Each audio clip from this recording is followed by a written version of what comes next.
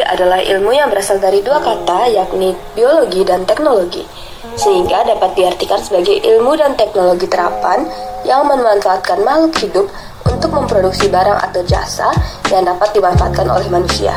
Secara umum, bioteknologi dibagi menjadi dua jenis. Yang pertama adalah bioteknologi konvensional, lalu yang kedua adalah bioteknologi modern. Bioteknologi konvensional adalah bioteknologi yang memanfaatkan langsung mikroorganisme seperti bakteri atau jamur. Bioteknologi ini cenderung dengan bahan dan alat yang relatif sederhana, juga masa simpan produk yang lumayan singkat. Sementara itu, bioteknologi modern kita kenal dengan teknik yang melibatkan rekayasa genetika sehingga menghasilkan DNA rekombinan dan organisme transgenik yang dapat dimanfaatkan untuk menghasilkan produk yang diinginkan seperti bayi tabung, hormon, antibiotik, dan vaksin, yang dimana bioteknologi ini hanya bisa dilakukan oleh orang ahli dengan alat-alat serta bahan dasar yang khusus. Bioteknologi, mau itu bioteknologi modern ataupun bioteknologi konvensional, diterapkan dalam berbagai bidang. Di antaranya adalah bidang pangan, bidang pertanian, bidang peternakan, dan bidang kesehatan. Setiap bidang ini punya ciri khas dan kepentingan yang berbeda. Juga penerapan bioteknologi yang berbeda, walaupun tekniknya yang sama. Dan untuk proyek kali ini, kelompok kami mendapatkan proyek pada bidang kesehatan. Penerapan bioteknologi pada bidang kesehatan ada banyak, dimulai dari antibiotik, vaksin, insulin buatan, bayi tabung, dan lainnya. Dari banyak produk yang dihasilkan, kami memilih satu produk yang menarik untuk dibahas. Produk itu adalah insulin buatan.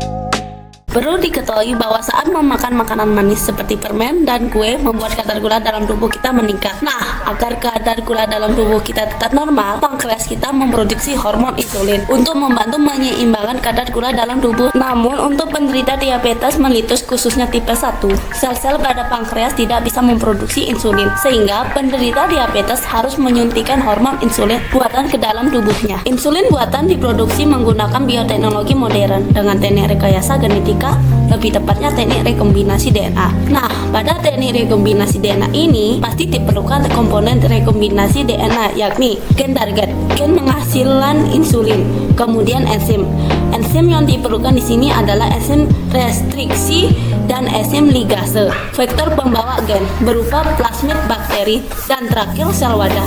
Yang digunakan di sini adalah sel dari bakteri. Jadi, proses rekombinasi DNA dalam pembuatan insulin buatan ini memiliki beberapa tahapan, yaitu ada pertama, isolasi gen target atau sel DNA, kedua, isolasi plasmid, ketiga, ligase gen target dan plasmid, keempat, transformasi DNA atau plasmid rekombinan, kelima, screening biru putih, keenam, pembiakan bakteri, dan terakhir adalah panen insulin yang disertai purifikasi yang akan kita bahas satu-satu. Pada tahap pertama ada isolasi atau pemisahan gen target. Perlu digarisbawahi bahwa pada isolasi gen target pada produksi hormon insulin buatan tidak menggunakan DNA sel manusia yang utuh. Mengapa? Karena seperti yang kita ketahui bahwa pada DNA gen manusia yang utuh mengandung intron dan ekson, di mana intron adalah sekuens yang tidak bisa mengekspresikan sifat sehingga tidak diperlukan. Sementara ekson adalah yang dibutuhkan karena merupakan sekuens yang bisa mengekspresikan sifat. Jadi yang diisolasi pada sel manusia adalah mRNA-nya. Seperti yang kita ketahui pada transkripsi yakni DNA diubah menjadi RNA pada sel manusia terjadi RNA splicing. Jadi splicing ini berawal dari DNA yang diubah menjadi pre-mRNA yang dimana masih mengandung intron juga ekson. Nah, ini adalah ekson dan yang ini adalah intron. Melalui RNA splicing, pre-mRNA ini dipotong bagian intronnya karena intron ini tidak mengekspresikan sifat. Setelah dipotong intronnya, maka dihasilkanlah mRNA yang matang dan barulah akan diisolasi. Nah, ternyata mRNA ini sifatnya rapuh. Jadi mRNA ini hanya digunakan sebagai template cetakan. Cetakan untuk apa? Yaitu cetakan untuk mensintesis cDNA. Jadi pembuatan dari cDNA ini menggunakan enzim transkriptase balik, yaitu melalui proses transkripsi balik. Nah, Si cDNA inilah yang akan kita pakai untuk diligase bersama dengan plasmid. Tetapi nanti cDNA ini akan diperbanyak terlebih dahulu menggunakan mesin fotokopi DNA bernama mesin PCR, sehingga menghasilkan cDNA untai ganda yang nantinya akan diligase atau disisipkan ke dalam plasmid, yakni vektor pembawa gen yang diharapkan. Langkah selanjutnya adalah isolasi plasmid, di mana plasmid akan diambil dari bakteri, kemudian setelah diisolasi, plasmidnya akan dipotong menggunakan enzim restriksi endonukleasi sehingga akan dihasilkan plasmid seperti ini. Nah, setelah isolasi plasmid, langkah berikutnya adalah ligase. Ligase atau penggabungan di sini antara DNA target dengan plasmid yang telah terpotong menggunakan enzim restriksi tadi. DNA target itu berupa DNA yang diharapkan mengekspresikan untuk menghasilkan hormon insulin. Nah, si DNA dan juga plasmid yang telah terpotong tadi diligase menggunakan enzim ligase. Kemudian setelah diligase maka dihasilkanlah plasmid rekombinan. Kemudian langsung selanjutnya plasmid rekombinan ini ditransformasi ke dalam sel wadah, yaitu sel bakteri. Caranya bisa menggunakan kalsium klorida listrik atau gen gun. Kemudian bakteri-bakteri ini dikembangbiakkan pada medium yang telah disiapkan. Jadi bagaimana caranya kita mengetahui suatu rekombinasi DNA itu berhasil pada bakteri rekombinan? Nah, caranya itu adalah dengan melanjutkan pada tahap selanjutnya, yaitu screening biru putih.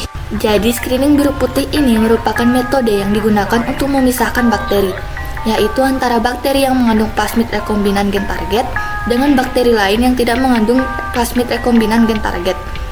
Nah, pada saat screening biru putih ini, proses ini akan menggunakan media yang mengandung X-gel atau sejenis dengan glukosa. Kemudian ada juga antibiotik juga yang ditambahkan pada screening biru putih ini. Jadi pada proses screening biru putih ini ada 3 kemungkinan sel bakteri yang dihasilkan. Yang pertama adalah sel bakteri yang tidak bertransformasi alias tidak mengandung plasmid rekombinan. Karena tidak bertransformasi, akhirnya bakteri tersebut akan mati. Ini disebabkan pada bakteri tersebut tidak memiliki gen resisten antibiotik. Jadi dia akan mati akibat ada antibiotik dalam medianya. Kemungkinan kedua adalah bakteri yang hidup namun tidak memiliki gen target di dalamnya, yang artinya rekombinasi DNA-nya tidak berhasil dan bakteri-bakteri tersebut akan berwarna biru. Ini karena pada plasmid terkandung laksi. Laksi sendiri adalah bagian yang akan disisipkan gen target, tetapi karena gen target ini tidak berhasil dalam proses penyisipan, akhirnya laksi ini menghasilkan dan mengaktifkan enzim yang bernama enzim beta-galaktosidase, yang kemudian enzim ini akan memecahkan X-gel menjadi galaktosa dan bromokolorindol yang wujudnya berwarna biru. Maka dari itu, koloni bakteri yang tidak mengandung gen target di dalamnya akan berwarna biru. Dan kemungkinan ketiga adalah bakteri yang mengandung gen target. Artinya, plasmid rekombinan atau rekombinasi DNA ini berhasil yang ditandai dengan koloni bakteri berwarna putih. Nah, kenapa sih koloni bakteri bisa berwarna putih? Jadi, di sini yang berwarna pink ini adalah gen targetnya. Jadi, gen target itu berhasil disisipkan menggunakan enzim ligase, yang berarti berhasil digabungkan dengan plasmid bakteri. Nah, dengan adanya gen target ini, membuat langzet yang warnanya putih terganggu, sehingga membuat beta-galaktosidase-nya menjadi tidak aktif, sehingga enzim tersebut tidak akan memecah X-gel pada medianya, sehingga akan memunculkan warna putih. Jadi, inilah koloni yang kita cari, di mana koloni inilah yang memiliki gen target, yaitu gen penghasil insulin. Setelah ditemukan koloni bakteri ini, kemudian bakteri tersebut akan diperbanyak. Lalu setelah diperbanyak maka akan dipanen. Setelah dipanen akan dipurifikasi atau dimurnikan sebelum nantinya akan dikemas. Dan setelah dikemas biasanya akan diperbanyak terlebih dahulu. Baru setelah itu bisa disuntikan pada orang-orang yang mengalami diabetes mellitus.